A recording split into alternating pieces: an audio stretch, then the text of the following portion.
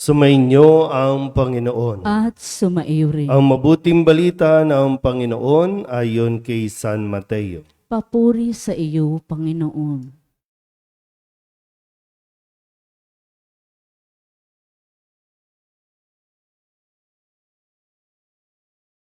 Ito ang lahi ni Hesukristo na mula sa angkan ni David, na mula naman sa lahi ni Abraham.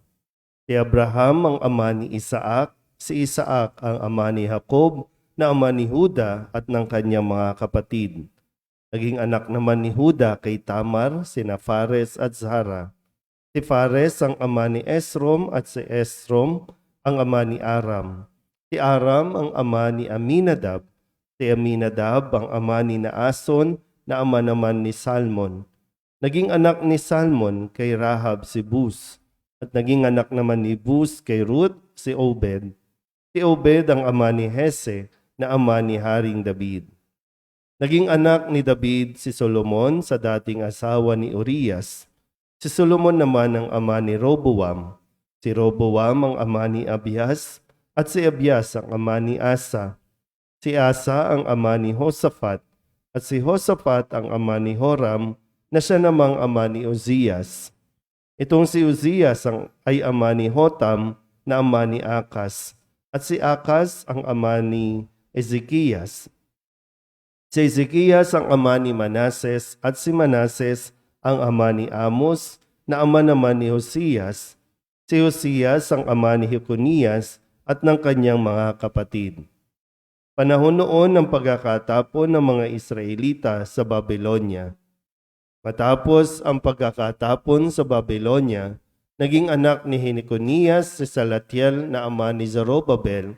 Si Zorobabel ang ama ni Abiud na ama ni Eliakim at si Eliakim ang ama ni Azor.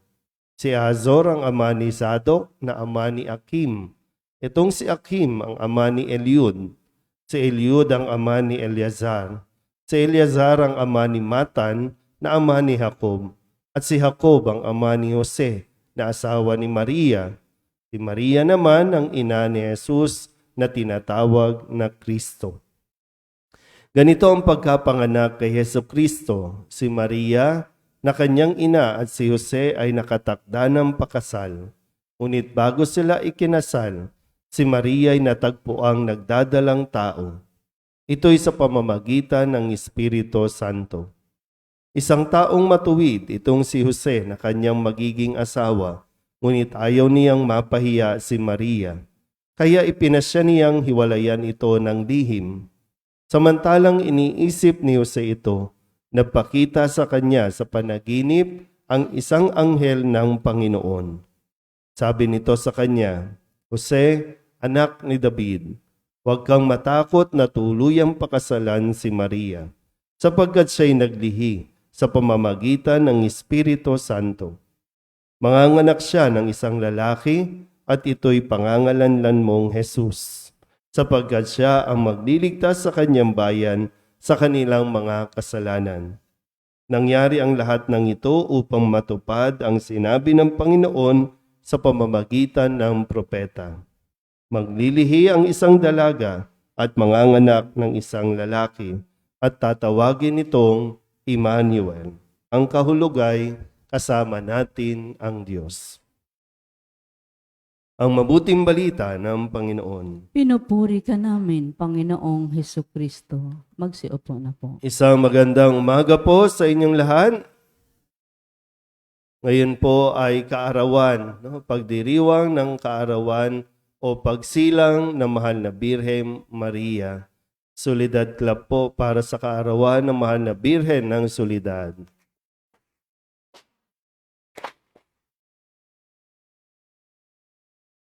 Batiin nyo nga po yung katabi ninyo. Happy birthday sa ating mahal na ina. Masaya ba kayo? Parang hindi naman. Pero parati tayong nagdiriwang ng kaarawan, taon-taon. No? Kaya nga happy. Hindi lang basta birthday, birthday mo ngayon, kundi happy birthday. Ganun naman yun, no? Pero ngayon, tingnan natin, sa pagdiriwang ng kaarawan ng mahal na Birhen, ay ipinaalala sa atin ng lahi na kanya pong pinagmulan. Ang lahi na bawat isa ay mayroong kanya-kanyang kwento. Bawat isa na tinawag ng Diyos para maging kabahagi ng pagliligtas. May mga tinawag na mga nagkamali, may mga tinawag na mga naging tapat, pero lahat ay binibigyan ng pagkakataong baguhin ang kasaysayan o ang kwento ng pagkakamali at ang mas manaig ay ang kwento ng katapatan ng Diyos sa kabila ng pagkakamali ng mga tao. Kaya nga, hindi ko alam kung gaano karaming lahi ang kaya mong balikan kung saan ka nang galing. Tingnan nyo nga yung katabi ninyo. Bakit ganyan ang mukha niyan? May pinagmanahan. Hindi mo lang alam, pero minsan kasi nagtataka ka, masayahin ka naman, pero bakit yung anak mo bugnutin? Yan. Di ba, Parang pagbabalikan mo, yun nga lang, ang hilig kasi nating kalimutan ang ating pong kasaysayan. Yan, ganyan, nagmumura. Habang naglalakad sa nakalimutan kasi natin, Pero ito yung kagandahan po, ng pagbabalik tanaw. Kasi dahil sa bawat isa naman po ipinanganak sa mundong ito. Tandaan niyo po ipinanganak sa mundong ito dahil mayroong kang bahagi na gagampanan. O kaya naman ipinanganak ka sa mundong ito dahil may magandang plano ang Diyos na sa tulong mo, matupad nawa ang planong ito. Balikan natin yung Ebanghelyo. Lahat sila naging bahagi, kumbaga hiningan na maging kabahagi ng paghahanda. Bahagi lang sila ng paghahanda para sa pagsilang ng katuparan ng pangako ng Diyos na ang anak, bugtong na anak ng Diyos ay ipanganak. Napakahabang paghahanda. Para sa tao, matagal na panahon, pero syempre, iba ang oras ng Diyos. Saglit lang yan. Pero dami nating narinig na pangalan. Hanggang sa kahuli-hulihan, narinig natin ang pangalang Maria. Ipinanganak si Maria na magiging asawa ni Jose, na magiging magulang ni Jesus. At dito po rin nagkaroon ng isang pagbabago sa kwento dahil ipinanganak na si Maria. At yung paghihintay na sa tamang pag-iisip, tatanungin si Maria, handa ka ba maging kabahagi ng plano ng Diyos? At nang mapag-isipan niya at sabihin niyang, yes, ako'y alipin ng Panginoon, mangyari sa akin ang ayon sa iyong wika. May plano na si Maria na magpapakasal na, pero ito yung mas magandang plano ng Diyos. Hindi lang para sa kanya, kundi para sa buong mundo, para sa buong sanlibutan. Hindi lang, Kasi kadalasan, ang plano natin para sa sarili natin, pero ang plano ng Diyos, hindi lang para sa iyo, kundi para sa buong sanlibutan. O kung hindi man sanlibutan, para sa bayan mo, para sa komunidad. Kaya, kung ating pinagdiriwang ang kapanganakan ng Mahal na Birhen Maria, maganda rin siguro, at mas gusto ng Mahal na Birhen Maria na makita mo din na ikaw ay may halaga. Kung si Maria, nakita niya ang halaga niya kung bakit siya isinilang.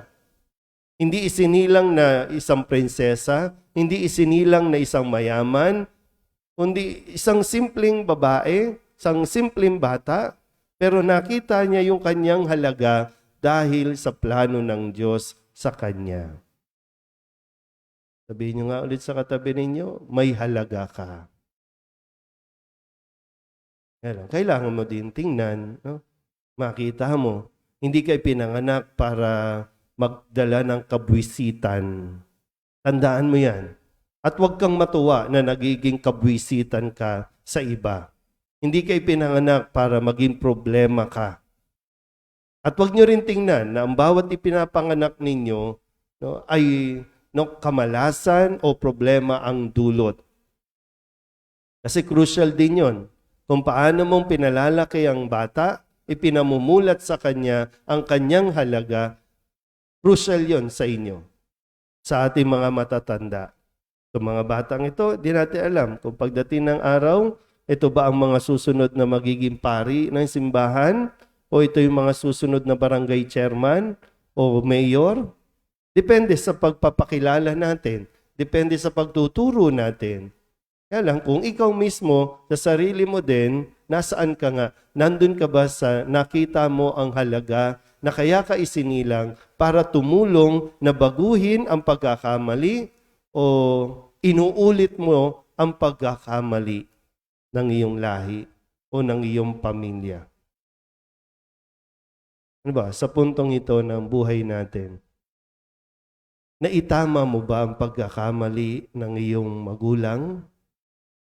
O isa ka sa mga umuulit dahil sa katigasan ng ulo natin? Tapos isisisi natin sa iba. Ikaw ang nagdidesisyon. Yung kalayaan na ibinigay ng Diyos na magdesisyon sa iyo, sa buhay mo, hindi yan inalis. Kailangan maging malinaw, no? Kaya nga sabi ko kanina, happy dapat ang bawat taon na paggunita natin na isinilang ka sa mundong ito. At tandaan mo, nang isilang ka sa mundong ito, laking tuwa ng magulang mo. Hindi ko alam kung bakit hindi ka natutuwa. Kung bakit ang mukha natin, birthday na birthday, minsan nagdadrama tayo, pwede mong i-celebrate ang birthday nang hindi magarbo, kahit walang handa. Pansit lang, pansit canton, birthday mo Kailangan happy ka. Pero kung nakikita mong, birthday ko, wala Ibig sabihin, hindi mo na-appreciate yung buhay na ibinigay sa iyo ng Diyos. Ano pansaysay? Hindi sabihin na natin, ngayong birthday mo, sana kunin ka na ni Lord. Pero hindi, di ba? Ibinigay yan ng Diyos sa atin dahil gusto niya. Dahil may plano siya sa iyo. Tandaan mo yan. Hindi pa huli ang lahat. Kahit may edad na tayo, kahit na 60 years old, 70 years old, sino bang pinakamatanda dito? Kahit wala ka ng panlasa, Nay, mag-birthday ka ng happy. No? Mama Mary nga, ilang taon na natin pinagdiriwang Para lagi tayong mapaalalahanan na napakahalaga ng buhay, napakahalaga mo sa mundong ito. Mayroon kang halaga sa mundong ito. Kung paanong ang mahal na Birhen patuloy na nagdiriwang ng kanyang kaarawan para matipon niya ang kanyang mga anak. Kasi gano'n naman, no? Pinagtitipon tayo ng isang okasyon, pag-birthday ng nanay natin, pag-birthday ng mahalaga sa buhay mo, pupuntahan mo kasi may halaga siya sa iyo. At ipinaparamdam mo rin na may halaga pa siya sa mundong ito. Amen?